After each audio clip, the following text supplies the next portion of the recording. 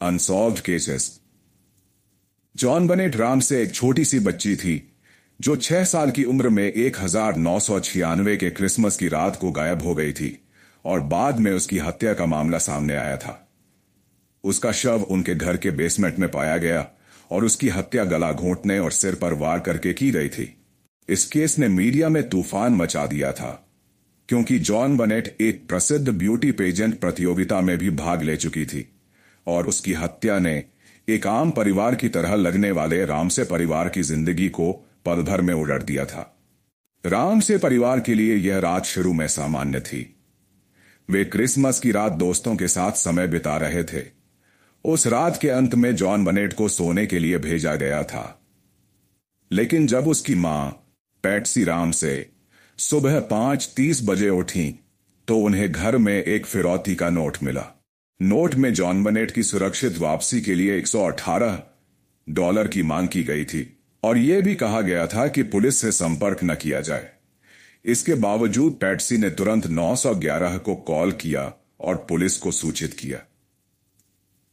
जब पुलिस ने जांच शुरू की तो सबसे पहली बात जो सामने आई वह यह थी कि फिरौती का नोट बहुत संदेहास्पद था। यह बहुत प्रोफेशनल तरीके से लिखा हुआ नहीं था और पैट्सी के निजी अनुभव से जुड़ा हुआ था। नोट में लिखी गई फिरौती की राशि बिल्कुल उसी रकम के बराबर थी जो जॉन रामसे के बोनस से मेल खाती थी। इसी दौरान पुलिस को यह भी समझ आया कि मामला कहीं ज्यादा पेचीदा हो सकता है। अगली सुबह घर की तलाशी में जॉन बनेट का शव बेसमेंट में मिला और उसकी मौत से जुड़े कई सवाल खड़े हो गए। सबसे बड़ी बात यह थी कि यह नोट और घटना का समय बिल्कुल मेल नहीं खा रहा था। जांच के दौरान परिवार के सभी सदस्य संदिग्ध रहे। पैट्सी, जॉन और उनके बेटे बर्टन सभी को जांच में लिया गया, लेकिन कोई ठोस सबूत नहीं मिला। इसके बाद कई सालों तक मामला सुलझ नहीं पाया। कई सिद्धांतों और लोगों को इसमें जोड़ने की कोशिश की गई। एक प्रमुख संदिग्ध गैरी ओलिविया था, जो पहले एक यौन अपराधी था और उसने दावा किया था कि वह जॉन बनेट को जानता था। इसके अलावा जॉन कर नामक एक व्यक्ति का नाम भी सामने आया था।